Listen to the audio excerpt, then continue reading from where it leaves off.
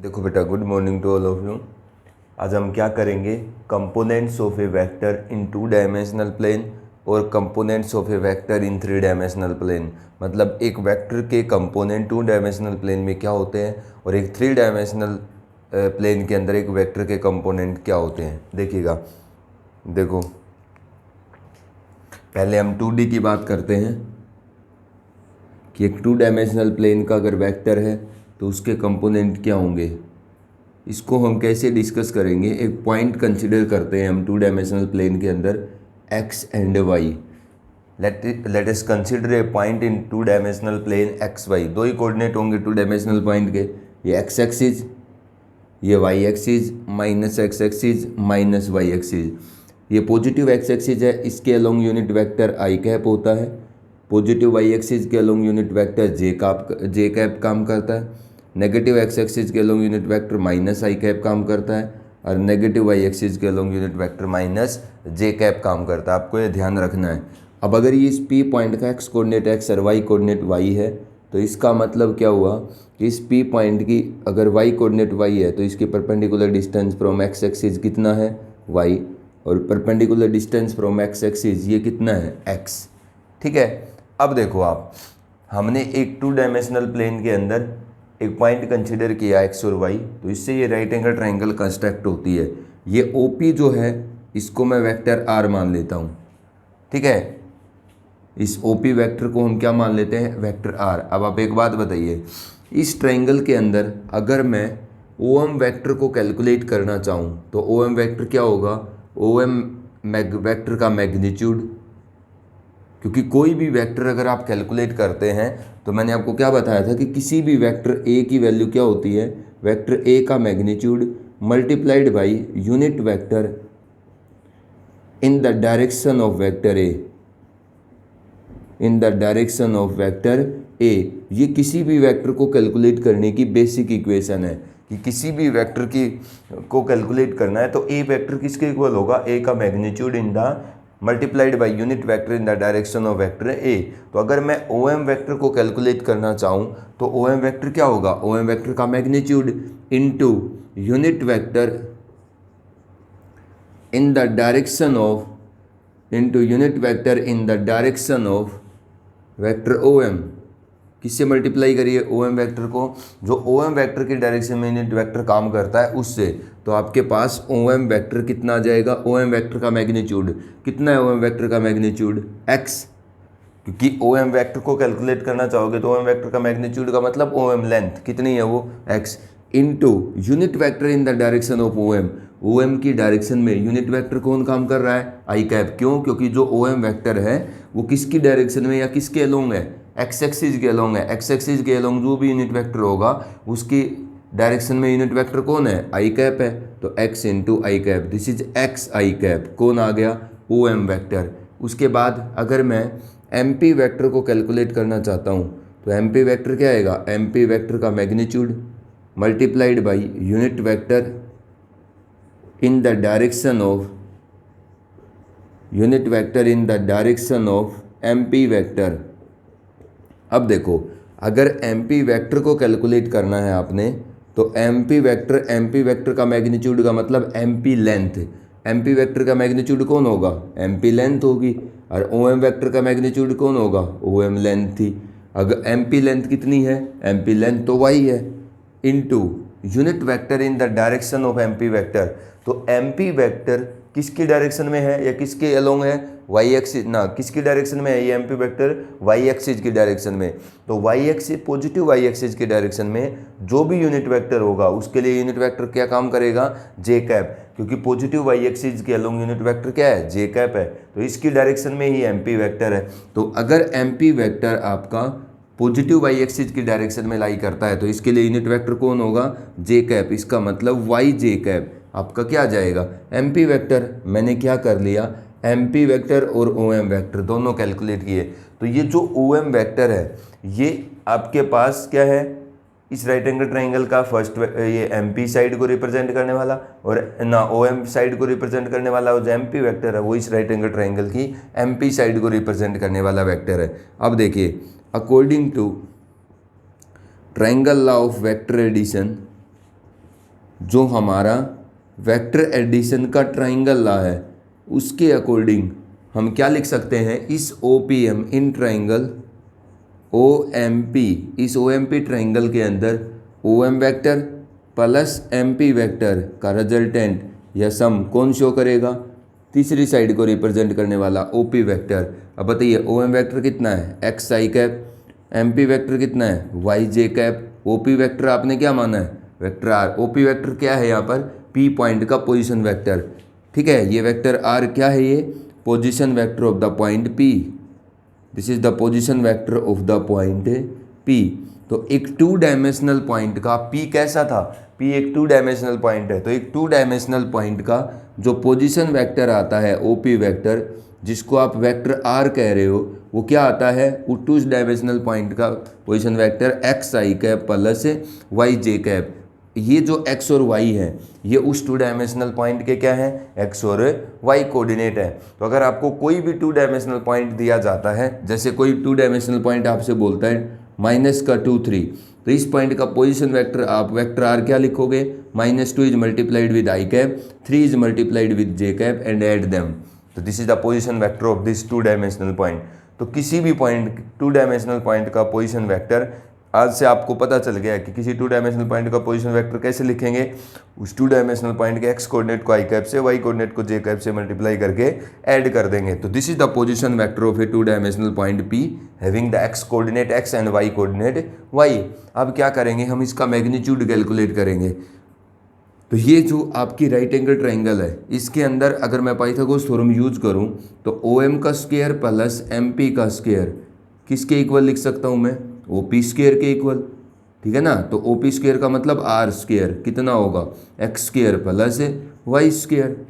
ठीक है, तो अगर R स्क्वायर आपका x square plus y square है तो R कितना आएगा, square root of x square plus y square. इसका मतलब इस वेक्टर R का या OP का जो मैग्नीट्यूड आता है लेंथ R, वो कितनी आती है, इसके x के कोफिशिएंट का ना i कैप के कोफिशिएंट का square plus y cap j cap के कोफिशिएंट का स्क्वायर और उसका क्या स्क्वायर रूट। तो ये हमारे पास इस R वेक्टर का मैग्नीट्यूड है।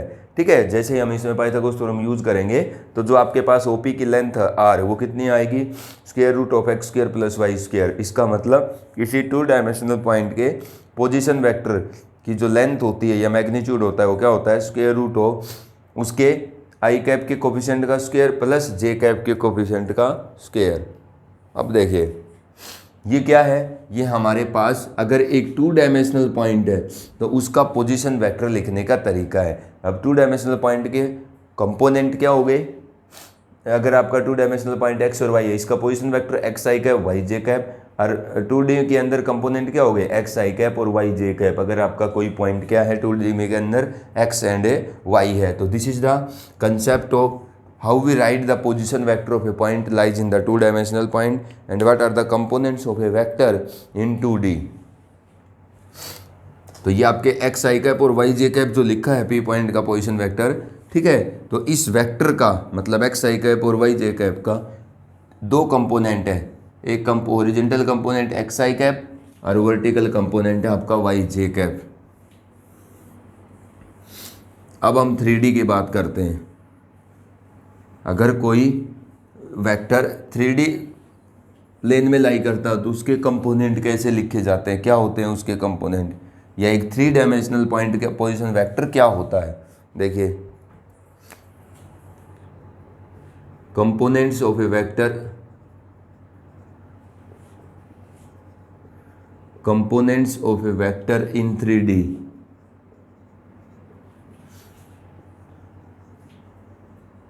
अगर एक वेक्टर 3D प्लेन में लाई करेगा तो उसके कंपोनेंट क्या होंगे। देखो हम एक 3 डायमेंशनल पॉइंट कंसीडर करेंगे और उस 3 डायमेंशनल पॉइंट का पोजीशन वेक्टर लिखेंगे। ये मान लो आपका x एक्सिस है, ये y एक्सिस है, ये पॉजिटिव z एक्सिस है, ये तीनों म्यूचुअली परपेंडिकुलर है इस ओरिजिन पॉइंट O के कोरस्पॉन्डिंग। ठीक है, अब देखो मैं एक 3D व्यू बनाता हूँ, 3 डायमेंशनल पॉइंट का पोजीशन वेक्टर देखो हम कैसे लिखते हैं।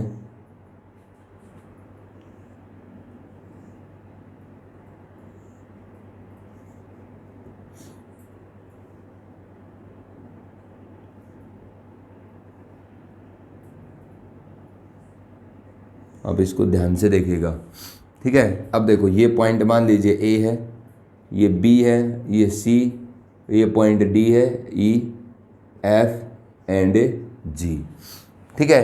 अब देखो ये ओरिजिन पॉइंट है, मान लेता हूँ ये पॉइंट मेरा पी है वही। अब ये पी पॉइंट के तीनों कोऑर्डिनेट है एक्स वाई एंड जेड। अगर इस पी पॉइंट के तीनों कोऑर्डिनेट है एक्स वाई और जेड, तो इसका मतलब ये जो लेंथ है ओ ए, ये कितनी है एक्स, वाई एक्सिस, ये वाई एक्सिस है तो ओ सी कितनी है वाई, और ये ओ एफ कितना है जेड। अगर पी पॉइंट का एक्स कोऑर्डिनेट एक्स है, वाई कोऑर्डिनेट वाई है, जेड कोऑर्डिनेट जेड, तो ये 3D में लाई करता है ना। तो एक्स एक्सिस का एक्स लेंथ कट कर रहा है, वाई एक्सिस का वाई लेंथ कट कर रहा है, और जेड एक्सिस का जेड लेंथ कट करता है। अब देखो अगर मैं इस पी पॉइंट को ज्वाइन करता हूँ तो इस पी पॉइंट का पोजीशन वेक्टर क्या होगा, ओपी वेक्टर यही होगा, जिसको आप क्या कहेंगे, वेक्टर आर कहेंगे। तो इस वेक्टर आर को हम कैसे कैलकुलेट करेंगे, जो पी पॉइंट का पोजीशन वेक्टर यहाँ ये ओपी वेक्टर होगा, जो डायगोनल वेक्टर है इसका। कैसे कैलकुलेट करेंगे, देखो आप इस फिगर के अंदर ओ को बी से ज्वाइन कर दो, कर दिया। अब ओ बी पी, देखो आप एक इस फिगर में एक चीज़ को ध्यान से देखो, जितना ओ ए है उतना ही सी बी वैक्टर होगा। अगर ओ ए वैक्टर को मैं कैलकुलेट करूँ इस फिगर में, तो ओ ए लेंथ कितनी है एक्स, और ये किसकी डायरेक्शन में लाई करता है, एक्स एक्सिस की डायरेक्शन में unit vector i cap, Y axis की डायरेक्शन में यूनिट वेक्टर जे कैप, और जेड एक्सिस की डायरेक्शन में जो भी है उसके लिए यूनिट वेक्टर क्या काम करेगा, के कैप। तो अगर मैं ओ ए वैक्टर को कैलकुलेट करता हूँ यहाँ पर, तो ओ ए लेंथ इंटू आई कैप, क्योंकि ओ ए किसके अलोंग है, एक्स एक्सिस के अलोंग है। अगर मैं इसी फिगर के अंदर ओ एफ वैक्टर को कैलकुलेट करता हूँ, ठीक है, जिसकी लेंथ जेड है, अरे ये किसकी डायरेक्शन में है, पॉजिटिव जेड एक्सिस की डायरेक्शन में है, तो जेड के कैप। अगर मैं ओ सी वैक्टर को कैलकुलेट करूँ तो ओ सी लेंथ वाई, और ये किसकी डायरेक्शन में है, वाई एक्सिस की डायरेक्शन में, वाई जे कैप, ठीक है। तो ये आपके पास तीनों आ गए, O A, O F and O C, X axis, Y axis और जेड एक्सिस के अलोंग। अब आप एक बात देखिए, जितना ओ ए वैक्टर है इस फिगर में उतना ही सी बी वैक्टर होगा। तो ओ ए और सी बी वैक्टर दोनों क्या हैं, एक्स आई कैप है। दूसरी बात, जितना ओ एफ वैक्टर है वही आपका क्या होगा, बी पी वैक्टर। देखो बी पी और ओ एफ में कोई फर्क नहीं है, ओ ए और सी बी में कोई फर्क नहीं है, ठीक है। आप ध्यान से देखिएगा इस फिगर को, अगर मैं बी पी वैक्टर लिखता हूँ तो बी पी वैक्टर कितना होगा, उतना ही ओ एफ वैक्टर जितना है जेड के कैप, ठीक है। अब ये चीज़ आपको पता आनी चाहिए, पिछला जो किया है उसके अकॉर्डिंग मैंने ये कैलकुलेट किया है, ठीक है। अब देखो इस ओ बी पी ट्राइंगल के अंदर, in triangle O B P, ये जो ओ बी पी ट्राइंगल है, इसमें अगर मैं ट्राइंगल अप्लाई करता हूँ तो क्या लिख सकता हूँ, O B vector plus B P vector is equal to O B plus B P का रिजल्टेंट ओ बी पी में कौन बताएगा, ओ पी वैक्टर। और यही आपको कैलकुलेट करना है, ओ पी वैक्टर किसके इक्वल आया, O B vector plus B P vector, यही आएगा। अब देखो O P vector is equal to, मुझे नहीं पता ओ बी वैक्टर का, तो अभी बी पी वैक्टर का पता है, क्योंकि बी पी और ओ एफ इक्वल हैं, तो जेड के कैप हो गई। अब आप कैसे कैलकुलेट करेंगे ओ बी वैक्टर, देखो ये है ना ओ बी वैक्टर, तो अगर मैं ओ बी सी ट्रायंगल पे ट्रायंगल अप्लाई करता हूँ तो ओ बी वैक्टर किसका रिजल्टेंट होगा, मतलब किन दोनों का रिजल्टेंट होगा, ओ सी प्लस सी बी। तो इसको मैं O C vector plus C B vector लिख सकता हूँ according to triangle law of vector addition in O C B triangle. तो O P vector is equal to, what is O C vector, this is Y J cap, what is C B vector, X I cap, plus पहले आगे आपके पास क्या है, Z के cap. इसका मतलब यहाँ ओ पी वैक्टर, जिसको आप वेक्टर आर कह रहे हो, जो पी पॉइंट का पोजीशन वेक्टर है, वो क्या आता है, x I cap plus Y J cap plus Z के कैप। ये आपके पास 3 डायमेंशनल पॉइंट का क्या है, पोजीशन वेक्टर है। अगर आप इसका मैग्नीट्यूड कैलकुलेट करते हो तो देखो इस ट्राइंगल में पाइथागोरस थ्योरम यूज करोगे, क्योंकि यहाँ पर कितने डिग्री का एंगल है, 90 डिग्री का, यहाँ पर भी कितने डिग्री का एंगल है, 90 डिग्री का। तो अगर इस ट्राइंगल में आप पाइथागोरस थ्योरम यूज करोगे तो आर स्क्वायर मतलब ओ पी स्क्वायर कितना होगा, O B square plus B P square. तो ओ बी स्क्वायर का तो नहीं पता मेरे को, बी पी स्क्वायर पता है, जेड स्क्वायर। तो R square, O B square को क्या लिख सकता हूँ मैं, अब देखो यहाँ पर क्या है, ओ सी बी भी तो राइट एंगल ट्राइंगल है, तो ये क्या आ जाएगा, ये एक्स है, ठीक है। तो O C square plus C B square, तो ऐसे X square plus Y square आएगा ना ओ बी स्क्र इस right angle triangle O C B में। तो आर स्क्र कितना आएगा, X square plus Y square plus Z square. तो इसका मतलब इसका मैग्नीट्यूड ओ पी लेंथ कितनी आती है, root X square plus Y square plus Z square. इसका मतलब आर वेक्टर का मैग्नीट्यूड आर लेंथ कितनी आएगी, स्क्वायर रूट ऑफ एक्स के कोफिशिएंट आई कैप के कोफिशिएंट का स्क्वायर, जे कैप के कोफिशिएंट का स्क्वायर और के कैप के कोफिशिएंट का स्क्वायर। ये हमारे पास 3 डायमेंशनल पॉइंट का कंपोनेंट और उसका 3 डायमेंशनल पॉइंट के पोजीशन वेक्टर का कंसेप्ट है। तो ये मैंने क्या लिखा है, 3 डायमेंशनल पॉइंट का पोजीशन वेक्टर, ठीक है। और ये आपके पास उसका मैग्नीट्यूड कैलकुलेट करने का तरीका है। तो 2 डायमेंशनल प्लेन के अंदर किसी भी पॉइंट का पोजीशन वेक्टर क्या होता है, और 3 डायमेंशनल प्लेन के अंदर अगर कोई पॉइंट लाई करता है तो उसका पोजीशन वेक्टर क्या होता है, ठीक है। और तो इस तरीके से हम क्या करते हैं, कैलकुलेट करते हैं।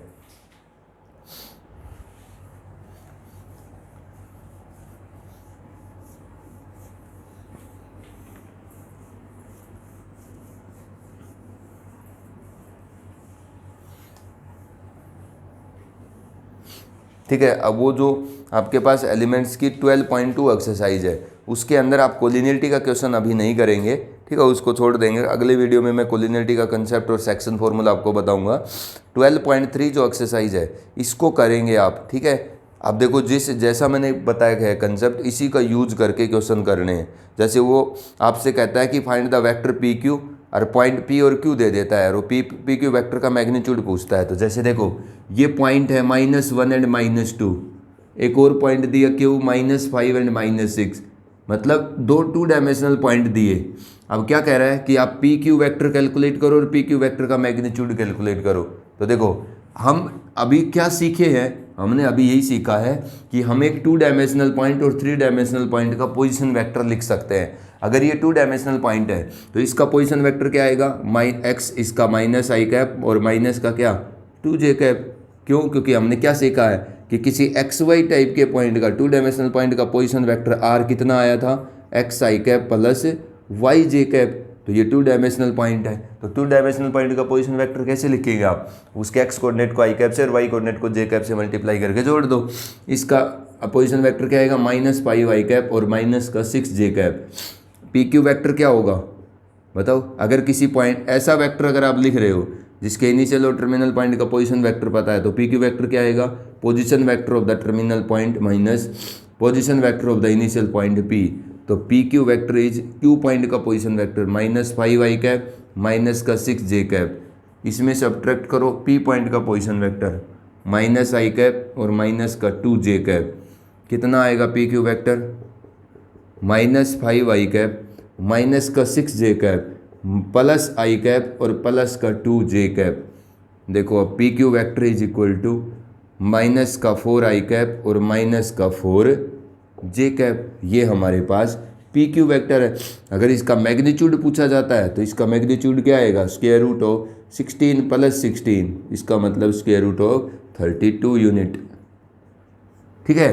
तो अगर वो आपसे इस तरीके से वेक्टर कैलकुलेट करवाता है तो आसानी से कर सकते हैं। अगर हमें वो क्या करता है, किसी वेक्टर का मैग्नीट्यूड कैलकुलेट कराता है, तो जिस वेक्टर का मैग्नीट्यूड पूछ रहा है उस वेक्टर को आपने पहले कैलकुलेट करना है। और किसी वेक्टर के पैरेलल या किसी वेक्टर की डायरेक्शन में यूनिट वेक्टर क्या आएगा, जब आप उस वेक्टर को जिसके पैरेलल या डायरेक्शन में यूनिट वेक्टर कैलकुलेट करा रहा है उस वेक्टर को उसके मैग्नीट्यूड से डिवाइड कर देंगे। अब आप 12.3 एक्सरसाइज को करेंगे जितना कर सकते हैं, ठीक है। कल हम उस एक्सरसाइज को, इस एक्सरसाइज के क्वेश्चन करेंगे और कोलिनियरिटी और सेक्शन फॉर्मूला पढ़ेंगे।